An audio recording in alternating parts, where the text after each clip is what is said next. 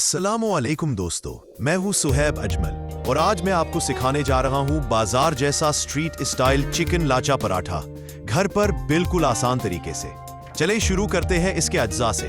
Bone لیس chicken 300 gram, ادرک لہسن paste 1 چمچ، نمک، لال مرچ، کالی مرچ حسب ذائقہ، دہی 2 چمچ، ہرا دھنیا، پودینہ، 2 کپ لاچا پراٹھا کے لیے، انڈا 1 عدد، گھی تلنے کے لیے۔ پہلا مرحلہ، چکن کو تمام مصالحوں کے ساتھ اچھی طرح میرینیٹ کریں۔ دوسرا مرحلہ، چکن کو پین میں اچھی طرح فرائی کریں یہاں تک کہ وہ گل جائے اور ہلکا براؤن ہو جائے۔ تیسرا مرحلہ، لاچا پراٹھے کے لیے میدا، انڈا، نمک اور پانی سے نرم آٹا گوندھ لیں، اسے تھوڑی دیر رکھیں، پھر تہدار پراٹھے بنائیں اور تیل میں تلیں۔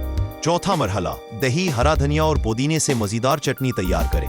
آخر میں پلیٹ میں لاچا پراٹھا، چکن اور چٹنی رکھیں اور پیش کریں زبردست اسٹریٹ اسٹائل انداز میں۔ ویڈیو پسند آئے تو لائک کریں، کمنٹ کریں اور چینل کو سبسکرائب ضرور کریں۔